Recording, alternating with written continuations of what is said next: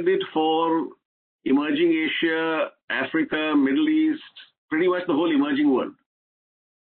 Okay. So there are countries which are not in the deal. Now, basically, we were not interested in the developed world. So Europe and the US, Western Europe and the US is not in the deal. I see. So we're live now, and I'll just quickly introduce you all, and then we can start the session, please. So, ladies and gentlemen, welcome you to the second session of the day, 2020 Megatrends and Implications for FMCG. We have a really star-studded panel. So, Mr. Abhik Singhi, who's a senior partner at BCG, will be moderating the session. And we have with us Mr. Bharat Puri, who's the chairman of the CI National Committee on FMCG and managing director, Pidilite Industries. We have Mr. Varun Berry, managing director, Britannia Industries. And later, after the leadership panel discussion is over, we'll have Mr. Martin Reeves, who's the chairman of the BCG Henderson Institute. I would request Mr. Abhik Singhi to please take over. Yeah. Good afternoon, everyone. It's really a pleasure and a privilege to be here with Bharat and Varun. And I'm sure all of you are looking forward to the discussion that will happen over the course of the next half hour or so. Let me just take a couple of minutes to set the context, and then I have a set of questions for the two of them. One of the metrics through which performance is measured, and I realize that it's an imperfect metric, is shareholder return. And if you look at the last decade, FMCG, not only in India but across the world, has been one of the biggest drivers of shareholder returns across the world and in India. I was looking at the Sensex today, and I was looking at what the numbers were 5 years back. Over the course of the last 5 years, the Sensex has increased by about 1.8 times, and I think we have the last few months to thank for a lot of that. But in the same time that the Sensex increased from 25,000 roughly to about 45,000, the shares of Pidilite and Britannia actually have increased 3x. So it has been actually a time where FMCG as an industry has really done well from a perspective of returns. And shareholders look at returns, and the share price is a reflection not only of the past, but also for the future. There are multiple things which people were talking about maybe at the beginning of the year, but COVID has obviously changed some of that. According to some work that BCG has done, there are 5 key disruptions which will fundamentally transform the FMCG playing field. One is really the amplification and segmentation of consumer expectations. So consumers will increasingly demand access to more target, personalized and functional products and experiences. The second is radical reshaping of channels. E-commerce and experience shopping is only one part of it, but really the entire chain is getting recrafted. Continued erosion of traditional scale advantages. So resilience and agility really to start becoming the drivers of advantage rather than scale. Digital or machine learning, AI-powered change of business models, how new technologies and applications change the FMCG value chain. And then finally, greater impact, greater focus on social impact and purpose. And these are some of the themes which will be covered during the entire FMCG summit. But for this session, Varun and Bharat, I'd like to ask you, because if there is one thing which has happened over the last 10 months or so, is the CPG industry has responded, reacted, one would argue very well. And the question is, how can this go forward? So I'd like to start with a question on demand and, common question to both Bharat, you and Varun, which is the changes in consumer behavior. The consumers have changed significantly over the last few months, but obviously some of it is temporary and some of it is going to come back. What would your view be in terms of what are one or two things which are temporary and what are some things which are going to be permanent changes in behavior going forward? So, Bharat, if I could start with you and then move to Varun. Sure. Thanks, Abhi. I must tell you that is a question that can actually occupy the rest of the day. But I'll try and keep it concise. See, from a consumer perspective, in my view, I think, it's like, I believe the pendulum has swung a great deal, and as hopefully normalcy returns, vaccines appear, it will swing back. But in my view, it is never going to swing back to where it started from. It will settle somewhere in the middle. And I think as consumer champions and consumer marketeers, really, in my view, the three big things I would focus on. First is, I think you have a consumer that is far more health, wellness, hygiene conscious than she's ever been. And that doesn't just extend itself to, the apparent, which is the washing of hands and so on and so forth. I think it goes way beyond. I think that is one big trend that all of us will have to work with. I think the second trend, which in very simplistic ways I call e-everything, I think the digital world has been, in a sense, microwaved and presented to us. And while we will go back to a combination of the phygital world, I think digital is here to stay, and digital has so many facets.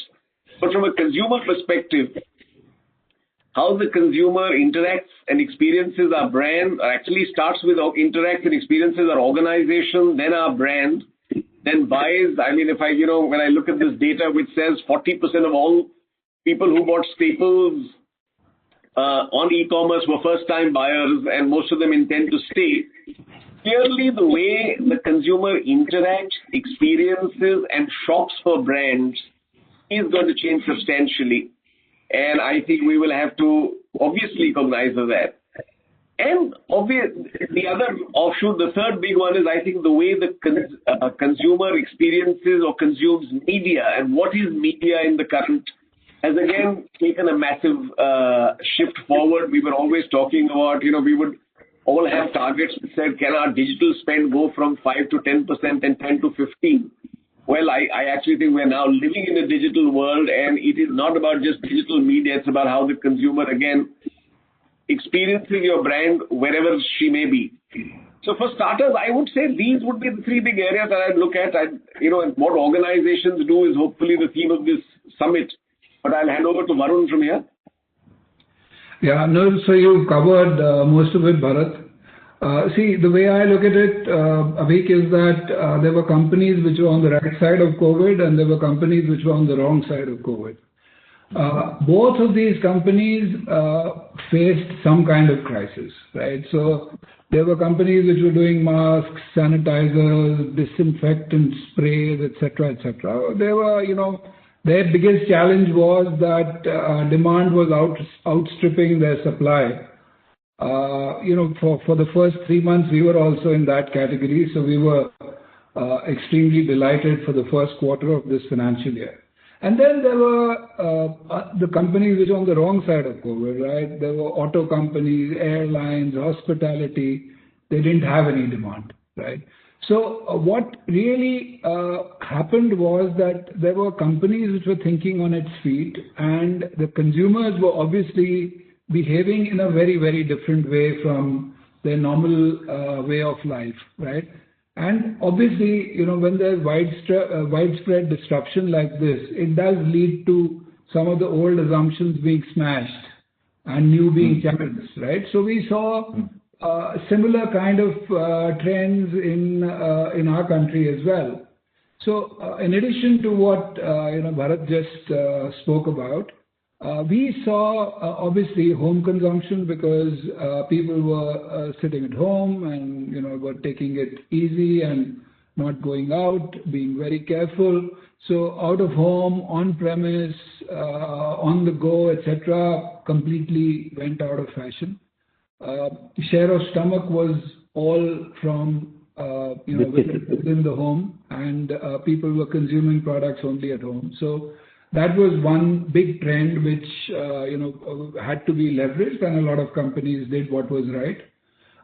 Second was that people gravitated towards their most trusted brands, because in times like this, you tend to be a little careful, and hence brands which have been old and people have grown up with tended to benefit during this time.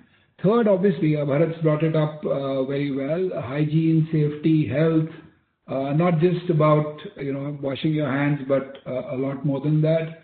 A lot of companies also started to look at products which were innovative in that area. Some succeeded, some didn't, but trends were very, very clear. The other thing that happened was shortening of supply chains, right? There were obviously people wanting to buy stuff, but they wanted it in their neighborhood stores, right? They would not go to a supermarket that they would usually go to, right? They wanted their neighborhood store to be able to provide whatever is necessary, and hence the grocer around the corner came back to life, right? The next trend was rural versus urban, right? The impact that urban had, the big cities had, was a lot more than what the rural small towns and villages had, and hence you could see a lot more freer consumers in rural areas while the urban consumers were constrained, right? And all this led to companies looking at how do we cater to this. And frankly, at a company, we also saw umpteen opportunities of value engineering, cost efficiency. So I'm going to just going to come to that specifically, Varun. But the one quick this thing, so both you and Bharat talked about these changes. Do you think these are going to stay, and some of them are going to get into a whiplash? Just to for example, if I look at everything, Bharat, like you mentioned, right? So in China, for example, in the crisis period that they were having, the share of CPG went up from about 16% e-commerce to about 24%. But then it came down to 21, 22. But there was 2.5 years of acceleration which happened.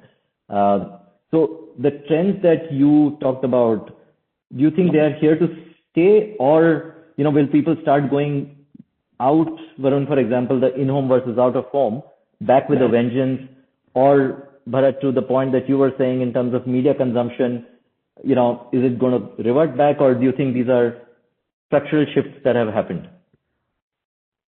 See, in my view, it's exactly what, the China story. As I said, the pendulum has swung now. There it's 16 to 24, came back to 21. I will not try and predict where it will, but to my mind, will it stick? Absolutely, it will stick. It may not stay at the same heightened level. But when people have experienced the convenience, people have experienced the ease, and people have been happy with the experience, there's no reason why they will not stick with it. But yes, as behaviors change, as you get a little more secure, you start going out, so on and so forth, then the vada paos will start competing with Varun's biscuits again. But the fact that people have interacted with a lot of his brands, hopefully, I, for example, discovered my old Britannia ginger nut, which I had never had for I don't know how many years. Now, I think some of those will stick. Got it. Yeah, no, I would agree. I don't think the pendulum is going to swing all the way to where it was. It certainly will, people will remain cautious. While yes, people are now sitting at home and they're tired of sitting at home, so there will be a little bit of a whiplash, people going out and getting back to normal life. But I do think that cautiousness is going to remain. So it'll be exactly what you just said about China. Got it. So Varun, you had started talking about supply chains, and I think there were some articles in the press about how Britannia has responded during the crisis. I think that has been one factor which many successful companies have done, which is reacting fast, being agile, and really, the ability to produce what is needed, the ability to get to market fast, speed or agility has been a source of advantage for you guys. right? Now, the question I have is, how do you plan to retain that? Because, in some sense, some of it seems to have been driven by adrenaline and the crisis, but how do you retain that agility is something I think would be of huge interest to the audience as to how can you retain that? No, I think that's a great point, Avik, because you're right. What the crisis brought about in teams was, the ability to build resilience and productivity within the system. And that has to stay. And that's a huge topic of discussion that we have within our team, right? So what were the things that we did? If you were to look back and say, what did this bring about in us? What kind of behavior did it bring about in us? I think the first thing was that we decided that there is no hindsight bias at all, right? We don't know what's going to happen. We can't go by what happened last year, and hence it's absolutely a fresh start. So let's start looking at it with a fresh pair of eyes. Second, we started to take uncertainty very seriously. We said, today we are growing at 27, 28%. God knows what's going to happen. Today is the day. We've got to make sure, we do what we have to today, right? So those were the two things which, third was, the passion of the team. It just brings about umpteen examples of what people did on their own steam. And more than that, it was the compassion, right? It was a time when people were under stress, and the kind of help that individuals, companies brought to the table was amazing, right? And everyone was trying to create opportunity out of a challenge, right? And two of the other things that we did, which really worked well, was connected seamlessly with the team. So these are all learnings, right? Did we connect as seamlessly in the past? So those are the kind of learnings that we've got from this crisis. And this is what gave us the productivity. Now, I think as we go forward, obviously everything can't be retained. But what we've done within our team, we've looked at all the efficiencies that we brought to the table. And we've put a project on for all of those. And we've said that, how do we retain this? Obviously, we know that we cannot not spend on advertising. Right? We'll have to go back. Now, we were not spending because we didn't have enough product. We'll have to go back. But there are certain efficiencies. We were directly supplying from our factories, not going to our warehouses. There are lots of those learnings which we made into projects.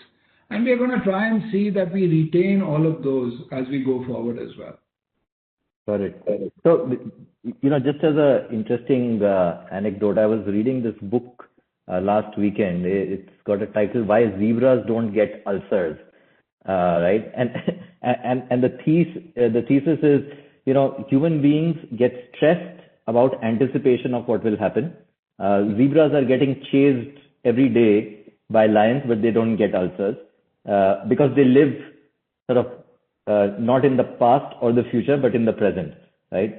So when you were talking about it, the hindsight, mentality, it just struck me that you guys were living in the present and aiming to retain some of that to the future. So that's very helpful. Yeah. Bharat, the one related question I have for you, I have seen many companies in this time trying to walk this tightrope balance between delegating, because you can't control everything and you have to trust the people at the front line, whether it's on the sales side or on the manufacturing, but you have to trust the people on the front line. At the same time, there's a set of decisions which you need to make centrally. So there's this constant balance between delegation and control, centralization, decentralization. From what I have heard, Pidilite has done a very good job of balancing that trade-off. How have you guys thought about it and done that?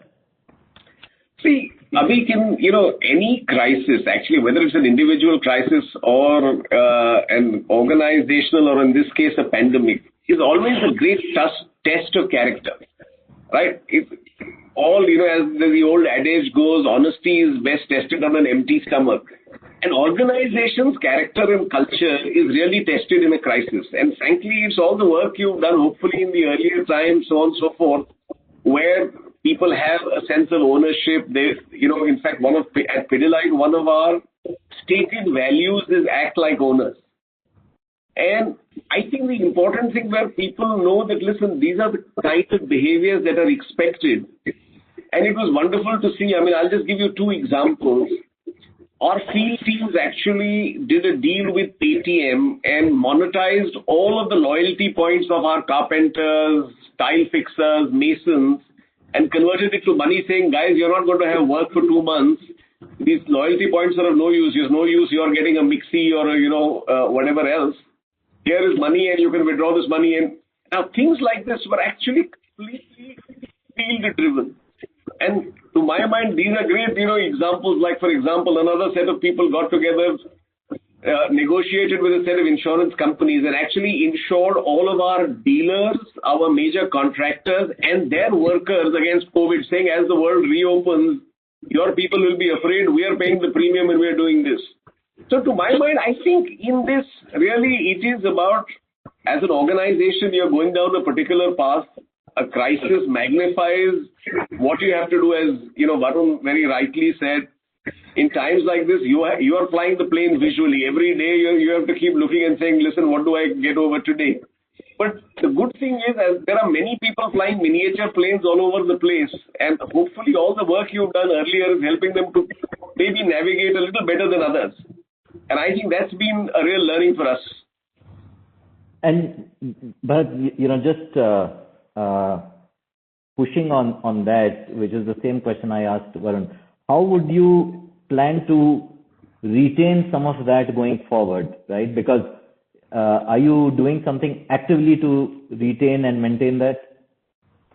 I think that's a really great question, Avik, because, muscle memory goes back very quickly. So one of the things we've got is teams just looking and saying, listen, so even the simple things like recasting our approval matrices, who can approve what, not just financial, but also non-financial. How do we actually recognize, reward behaviors that were out of the ordinary? So we actually had a full session of what we called COVID champions, which were just people who went out of their way to help, and it could even be helping their own community. I had a set of 2 salesmen in Bareilly who actually went to the highway and actually almost, were feeding all the migrants who were walking on the highway. Just celebrating a lot of these behaviors, saying that, listen, this is who we want to be, and then, in a sense, as leaders, hopefully walking the talk, more importantly, recognizing the new talk and recognizing the new walk and celebrating it has to be now part of the whole business of leadership has changed dramatically. When you don't have the luxury of contact, it has to be what you say and what you do rather than, just only the old hierarchies working. Got it. Okay. Thank you. So Varun, we are having this discussion. You are probably at your home in Bangalore, Bharat at his home, I at my home, right? And really the entire way of working has changed. I don't want to spend time on work from home because, multiple people have talked about it. But Varun, what have you guys done in terms of changing the way of working? Working with fewer resources, thinking about, people very differently. Can you share 1 or 2 things that you've done which are really unique and interesting? And again, I'm going to come back to the theme of, and you plan to retain in the new normal, in the new reality. Right. Avik, first of all, we didn't realize that this work from home is going to be, stringed to such an extent that for almost a year and maybe even more than that, we'll be working from home.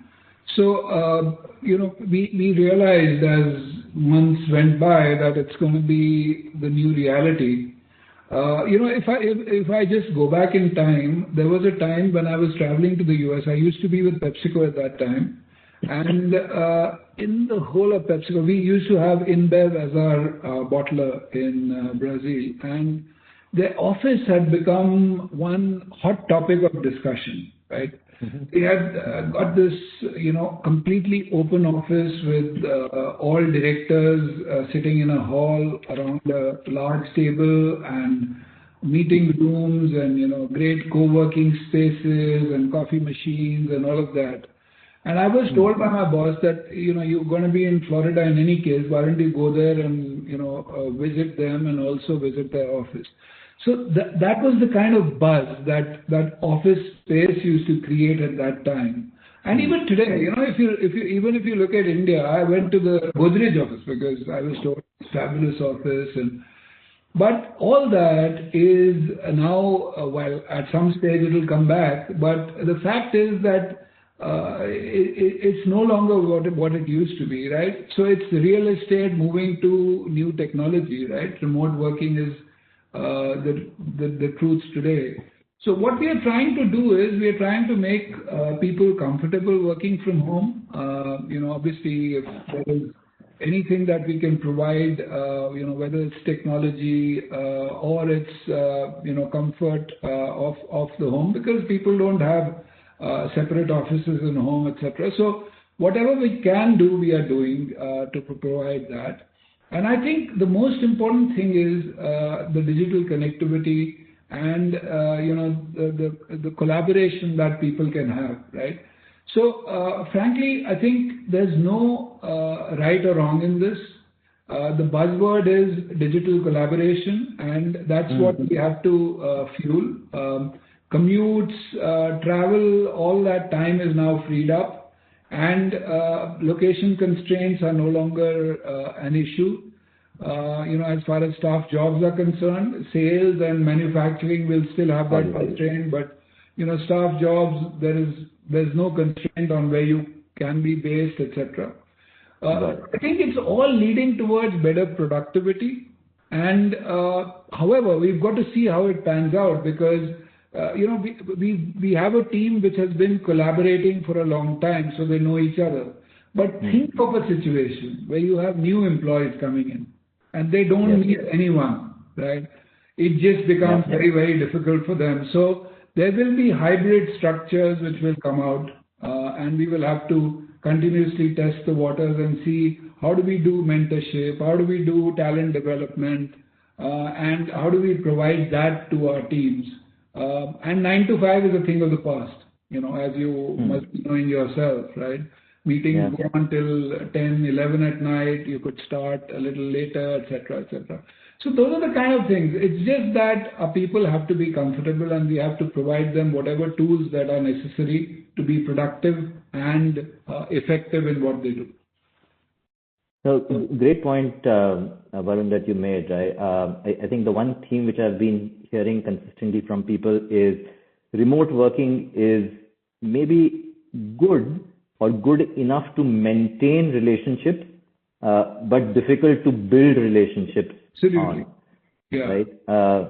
And therefore, there'll be some hybrid which comes. Thank you. Bharat, there was a discussion earlier, a mention which was about brand trust.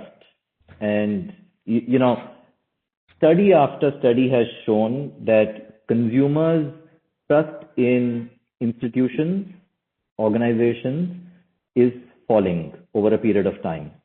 And therefore, brands that people trust actually have gained disproportionately in the crisis, especially because trust seems to be a scarce commodity. You have, in your portfolio, a set of loved and trusted brands, and obviously that has been built over time. Can you share, what were the set of things that you did in the past to build that trust, and, going forward, you will continue to do to build and maintain that trust? Sure. In fact, one of our jobs as CEOs, Abhik, you would appreciate, is obviously to be custodians of our most important asset. And in our businesses, obviously, our brands are our most important asset. I mean, we're fortunate. I look at something like Fevicol. It's fascinating. I was doing a home visit Now, this is one brand that the consumer doesn't see most of the time being applied, and obviously after it's being done, they don't even ever, experience the brand. But the fascinating thing is the carpenter was turning around and telling me that, sir, I have to keep the 2 large cans of Fevicol here close to the door because that's the mark of assurance. As long as I have these there, the consumer believes now she's going to get long-lasting furniture. And I think that takes, frankly, years and years and, at times generations to build. And, again, it is a mix of the conventional. In fact, in our world, we actually have a set of stakeholders which starts with the consumer, but there is a user who is the carpenter, there is an influencer who could be an architect or an interior decorator, and it's not a pre-sold product, so even the seller, the dealer has a role. For us to actually maintain trust across all of these stakeholders becomes incredibly important, and obviously we have ongoing programs for each of these. And really, again, as I said earlier, times like this is when you actually, in a sense, cash in on all the good work done earlier, because in any crisis, trust is going to always over-index, and therefore trusted brands are going to win. I was explaining to an analyst that while all of you believe that the market has sprung back, the market has probably sprung back, back to at best 100 or 105. But because the Britannias and the Fevicols have sprung back to 110, 115, don't believe the market has gone there. This is the time you're being rewarded for the trust that people have in you. So to my mind, I think one of the most important things for us as FMCG leaders is to continuously make sure that we're building and sustaining that trust. Great.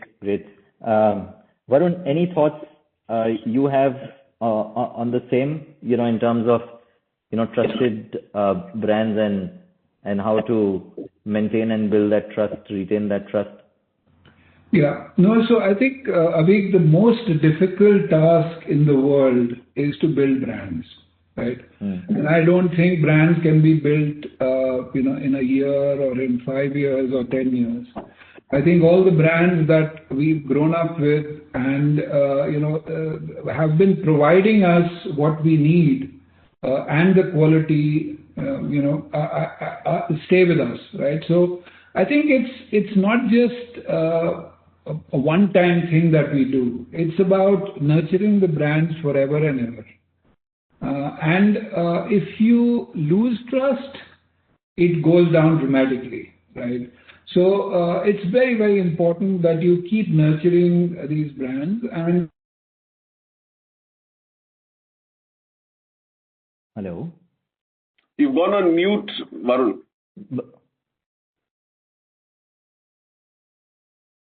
Hello? Hello? Yeah, now we can hear you again. Yeah, sorry. So I'm saying that this is something which happens over years and years, and hence it's very important to keep nurturing brands rather than, doing a one shot on it. And that's, as brand guardians, that's our job. Got it. Now, this has been, really great to hear from you. The one question, Bharat, I have for you and then Varun is, we have in our audience many people who are in various functions within CPG, FMCG company. If you look at the last 10, 12 months of crisis, and I'm sure, both of you have also seen crises in the past, crisis is a great opportunity as well. What is the one or two pieces of advice that you would give individuals to do in the next few months and years to help them be successful in their respective careers? Bharat, if I can start with you. Sure. That's, again, we can have another session just on this topic, but if I was to keep it concise and succinct, I think two things. The first is my advice always to any FMCG practitioner is never lose sight of the consumer. We exist because she prefers us over somebody or because she changes a set of behaviors to buy what we are selling her. And the more you know her, the more you celebrate her, the more you trust her, the more you invest in her, That is, in my view, the centerpiece of anything that FMCG does. And therefore, never losing sight. I remember in my old Cadbury days when we went through the famous Cadbury crisis, one of my old Cadbury CEOs turned to me and said, don't worry about the media, don't worry about the government. They will all go away and find new people, but worry about the consumer, because if she doesn't return, then life is very serious. So my basic bit of advice, never lose sight of the consumer. And the second is, and it's again become now almost a truism. You have to enjoy what you're doing today. Please don't try and manage your career and look, after 3 years I'll do this. And just what you are doing today, what Varun was doing in the first 3 months of the crisis, manage today well, manage that with passion, and manage that with dedication. The rest will all pan out as you want it to. Got it. Thanks. Varun? Yeah, no, so Abhik, I second what Bharat has said. I just want to quote one of my favorite quotations, which says that a pessimist sees the difficulty in every opportunity, and an optimist sees the opportunity in every difficulty. So I think if everyone internalizes this and tries to find that opportunity in the challenge that we face today, it's going to be a very different world. Got it. Thank you. This is very helpful, and it's truly been a pleasure talking to both of you. Thank you for your time, Varun. Thank you, Bharat. And we'll just start off on the next session with Martin. Jasurya, one request. I got a message from Martin. He's not been able to log in as a panelist. So if you can have somebody just coordinate. But thank you, Bharat. Thank you, Varun. I think in the last 35 minutes, we've captured literally 35 years each of your experience. Thanks, Abhik. Thanks, Bharat. Thank you, Varun. Thank you, Abhik. And Abhik, do you want us to stay on or can we log off? I think you can log off. Okay. We'll just... Thanks. Okay. Thank you a lot. Thank you.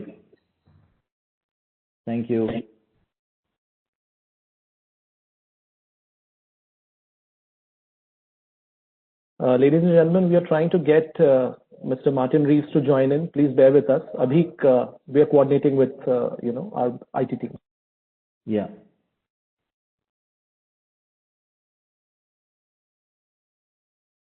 I think Martin is there. Martin, yes, Mr. Martin Reeves is online.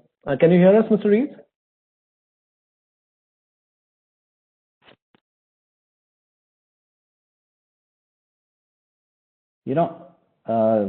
I think... Okay, so now you can hear me, and now you should be able to see me. Okay, good. There we go. Yeah. Thank you, Martin. Great to have you with us, and especially thank you for doing it close to midnight your time. So Martin is based in San Francisco right now. Martin is the chairman of BCG Henderson Institute, the author of multiple books and articles. I would say Martin is a provocative thinker, and the brief that we discussed with Martin was to actually provoke and stimulate our thinking. So Martin, with no further ado, I would just request you to share your perspective on what the crisis and beyond could mean for companies. Okay, can I just check that you can still hear and see me, because I'm fiddling with the settings here. Yes, Martin, I can hear you. Very good. So if somebody could help me projecting the slides, because I still can't project slides from here. Does somebody have my slides? Just a second. Jasurya, could you help us with that, please? You have the presentation as well, right?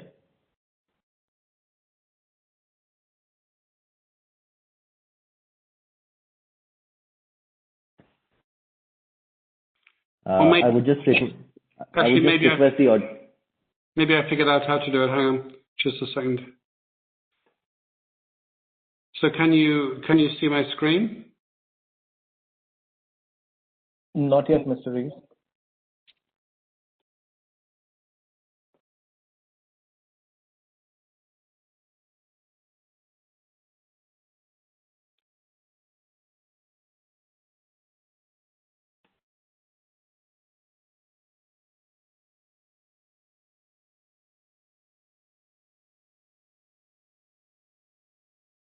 Yes. Now, Martin, we can see the screen right now.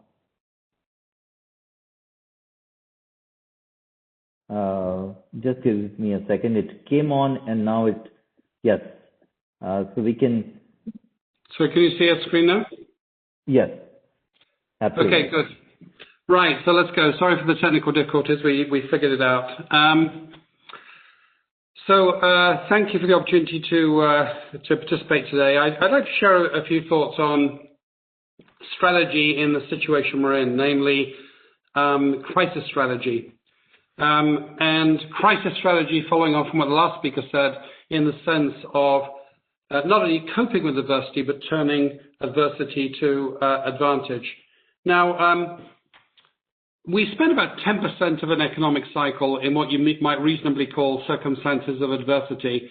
And what I'm talking about is that if a period ends up 15% lower in terms of aggregate share prices than the beginning of a month, then we can see that this is a crisis period of some sort. That's a fairly strict measure of stringency. So we spend about 10% of our time in crisis. So not surprising, a lot of us can't remember the last one. We don't really have a playbook for the crisis. Most of our intuitions as managers and leaders is actually based upon good times, not crisis times. So we tend to run the business on intuitions. So let me share with you some of the very reasonable intuitions that I see managers using in crises. So they think of the crisis as a time of lower performance. Seems reasonable. We see demand dropping in the COVID crisis for many companies. And so the art of a crisis is really resisting that downward gravity on performance. That we see the sector is fate. If you're in the hotel business, what can you do? If you're in the airline business, what can you do? Seems like a reasonable notion. Sector is fate. It's a temporary thing. Crises don't last forever. Even a deep recession only lasts a couple of years. Things will return to maybe not exactly normal, but normality if we just survive the crisis. Not a great time for speculative investments, launching new businesses, and it's all about, and we've all heard the phrase, cash flow is king, cash is king. It's all about operational discipline. Nothing fancy about managing in a crisis. You manage the cost, you manage the working capital. Well, one of the things that's changed in strategy since I began in BCG 30 years ago is that I can now measure almost anything that you would like to name using data. So we actually went back 50 years and we looked at all crises, wars, depressions, infections, the pandemics that we could find, and we looked at their impact on public companies, and we looked at whether these intuitions that we have about managing a crisis are actually correct or not. And it turns out that actually most of them are flat out wrong, and some of them are highly misleading. So I want to talk a little bit about what we found. So firstly, the idea that crises reduce performance. Well, of course, economists are interested in aggregates and averages, and on average, this is true. So 44% of the companies, you can see on this chart, 44% of companies reduce their top and bottom line performance during an economic crisis. But 14% don't. 14% actually grow in absolute terms, the top and the bottom line. So many companies fail right at square one by almost accepting the inevitability of lower performance, whereas 14% of companies, we call them the flourishers, actually manage to positively increase their performance, use their competitors' adversity to advantage during a crisis. Now you may say, yes, but this is very special types of sector. Well, it turns out that actually this 14% number is pretty agnostic as to sector. So it is true that there are some sectors that are very hard-hit in crises, but the variance within sectors is much greater, about 10 times greater than the variance between sectors. So sector really is not an excuse for low performance. We find flourishers in every sector. So sector is absolutely not fate. And maybe in the Q&A I can give you some examples of that if that seems like an implausible statement. So what about the idea that that things usually return to normal? Well, they don't actually. So one of the characteristics of all major crises in the last 100 years, whether it be the Spanish flu, World War II, oil crises, dot-com, SARS, is that we never really returned to normal. There was always some profound change in the pattern of demand or consumer behavior that actually created opportunity for new businesses. So actually I didn't have enough space on this slide to list the companies that were founded during a major crisis, reimagined during a major crisis, or came up with pivotal inventions that defined an economic era, epochal inventions during a crisis. And actually I've just completed a book called The Imagination Machine, which is about the role of creativity in strategy. And we actually interviewed a lot of these companies about these crisis time foundations of companies and reinvention of companies. And the people that did this actually think that it's a splendid time to reinvent a company or create a company. And they gave two reasons consistently. One of them is that a crisis precipitates new needs. So they actually know that a crisis doesn't return to normal. So Zoom is sitting there saying, video conferencing is here to stay, and this change is our opportunity. And the second thing they say is that it's very hard to compete against large, powerful companies, but the best time to do it is when they are distracted, defensive, introverted, and pessimistic, i.e., during a crisis, because they're not looking out of the window, they're not paying attention to what's going on, and we have more runway to compete with these big incumbents. And that actually is borne out by the data. So what we find is that you might think that a crisis is a bad time to grow, but actually, relatively speaking, it is the very best time to leapfrog your competitors. Competitive variance, competitive volatility, in other words, the spread of competitive performance doubles during a crisis. So if you're number 5 and you want to become number 1, a crisis is actually your best opportunity to do so. In fact,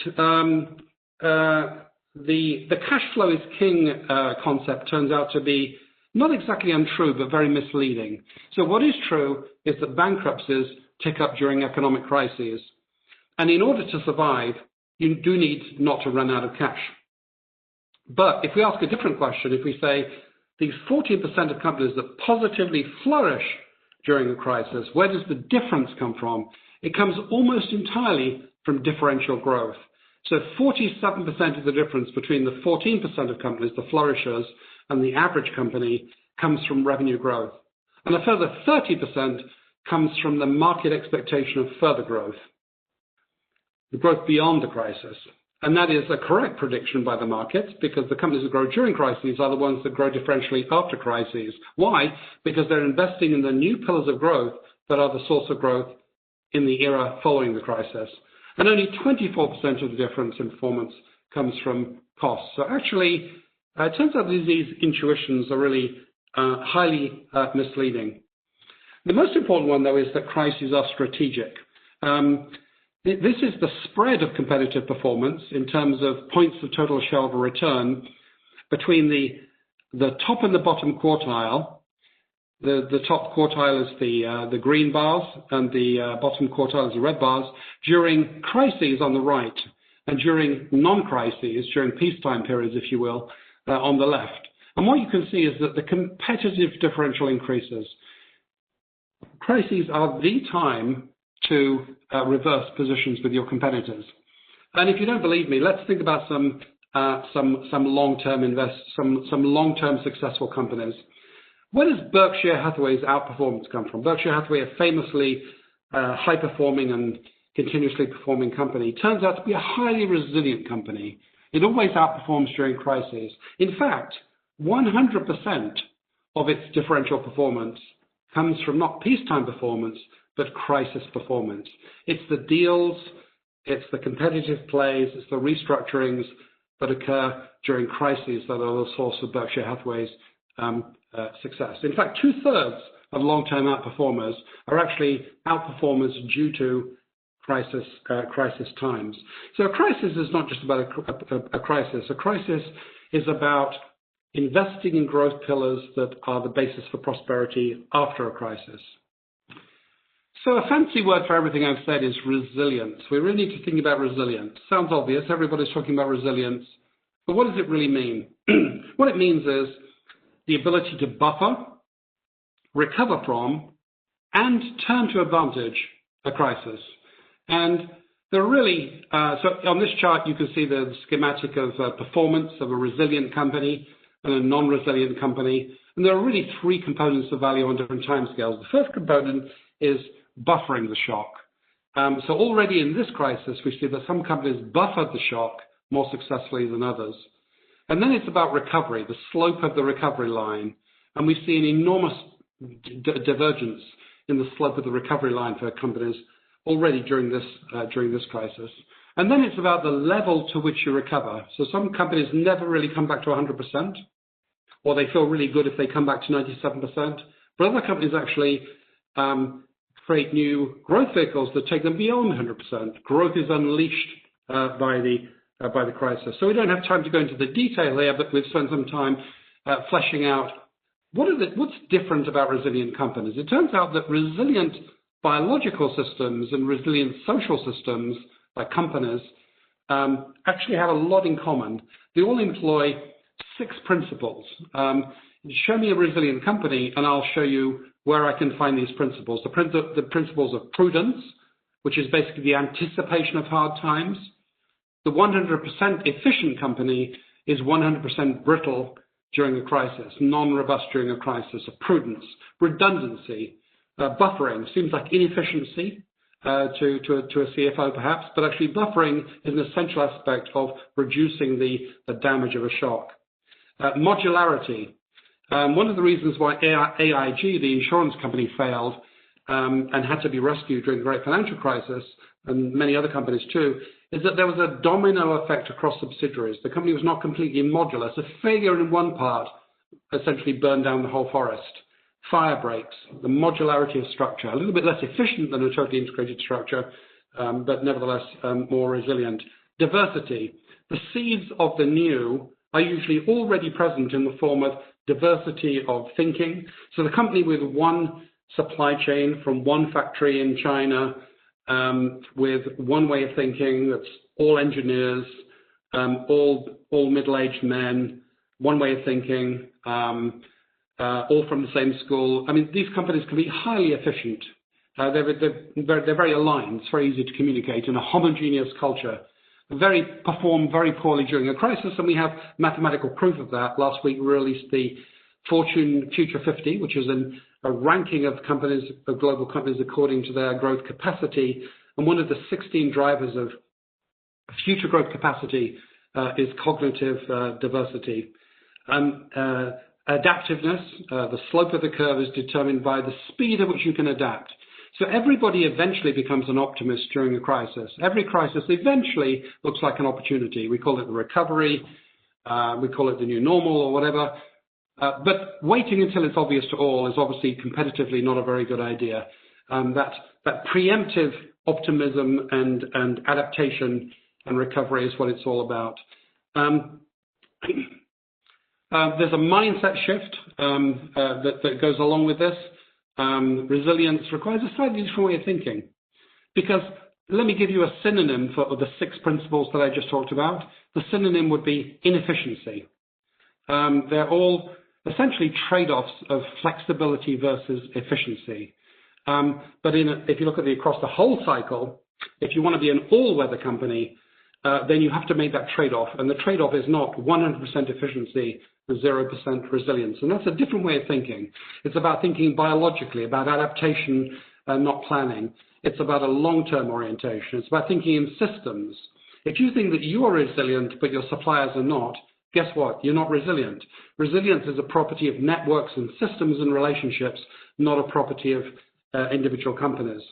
It's about thinking about balance, not maximization. It's not the maximization of short-term shareholder return. It's maximization cumulatively over a period of time that involves balance of efficiency and resilience.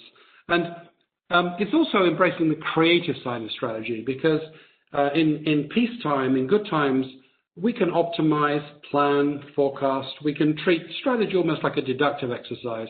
When the world is changing, and it's in the process of changing, the future is uncertain, it requires creativity and imagination. Requires imagination to look at the early signs of the new normal and to say, well, that could work out differently. That could be a different way of operating this business, which is why I just completed this book on the imaginative side of strategy. It's called The Imagination Machine because it essentially says companies have been marvelously successful throughout their history of creating things in the mind that didn't exist in reality, and then operationalizing those new inventions and new ways of doing business. And that happens not exclusively, but primarily during periods of crisis where we have accelerated change. So let me hand back to Abik, and I'd be happy to take any questions or comments if there are time. Sure. Thank you, Martin. So we have a few minutes, but I wanted to have a couple of questions which have come my way. I think the first one, Martin, is to the point that you made in terms of sector dependency, right? It doesn't matter which sector you are in. Within each sector, there is an opportunity. Based on the work that you've done, can you share some examples of that being true? Yeah, well, let me share a very extreme example. So if I said, name the worst business to be in right now, you'd probably say airlines or hotels, right? We cannot physically convene. If you look at the company Airbnb, which essentially is an alternative to a traditional hotel, it doesn't own the assets. It actually creates a digital platform for renting out other people's rooms and houses. So at the time of the shock, Airbnb's business was as badly hit as the major hotel chains. Massive drop in demand, and they had to do the same thing as hotels. They laid off staff, they streamlined costs. But if you zoom the story forward a little bit, they massively increased their share. So now actually they are the sector leader in the worst hit sector. So Airbnb, in the same business as the hotels, is not sitting there saying, oh my God, what terrible times. They're sitting there saying, wow, what an amazing opportunity to assume leadership in this sector. How did they do that? They did that partly with their mindset. They saw this as an opportunity. They saw the massive incapacitation of their competitors and said, this is an opportunity. But technically what they did is they shifted their portfolio from dense urban location properties to rural work away from home, rural socially distanced properties. Not easy, because they didn't have enough of those properties in their portfolios. So there's a massive portfolio switch. How were they able to do that? Well, they're able to do that for two reasons. The first one is that they don't own the assets. So they're not stuck with the assets. This word that we have, asset. An asset is actually a liability during changing times because it's a source of inertia. They didn't own the assets. But secondly, they had great information because their digital ecosystem gives them proprietary information so that they can say things like, this segment of properties is doing really well. We need more of those. This sector is a disaster. And they can do that in great granularity. So I'm just writing an article actually called Anomaly Hunting. So basically, what are the really smart companies doing right now? They're hunting anomalies analytically using proprietary, granular, high-frequency data to try to find the shadow of the future before it becomes obvious to everybody. It's no use saying that home deliveries and Zoom will be a great business bet, because we all knew that 2 months ago, right? Yeah. You're interested in a very special magical period where you have evidence that something is the case, but not everybody knows it yet. And you can act decisively against that opportunity. Airbnb could do that because of the nature of the business model and their mindset. I think they were also advantaged by being a challenger. Challengers are hungry. I see a lot of big companies that are congratulating themselves, giving themselves a slap on the back because they've recovered to 97% of their original demand or 90% of their original demand. Airbnb is saying, no, it's time for 150% for our original demand, not 90% of our original demand. It's the hunger of the challenger rather than the complacency of the incumbent. Resilience is relative. I think you can actually compete on resilience. Great. It's an interesting point, Martin, that you made. In the session which we are going to have just after lunch India time, we actually have 3 brands which are going to be talking about their journey. And interestingly, all 3 of them are 2 of them are true challenger brand, and the other is one which has sort of reinvented itself in the crisis. And while others have recovered to maybe 97, 100%, they have probably gone to 140, 150%. So, that is rings home. The second question and the last question from my side, Martin, is, you talked about following intuition, and that's what human beings do intuitively. But there are a few organizations which actually do what is non-intuitive, right? And the question I have is, how do you build that capability, that muscle to not follow your muscle memory? There are many answers to that question, but the contemporary answer, the answer for our times, is using modern data analytics, because the traditional answer would have been get out into the world.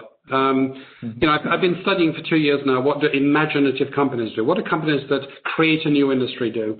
And they get out there and they observe how things actually are. They don't look through the filter of their successful business model and see how things used to be on average.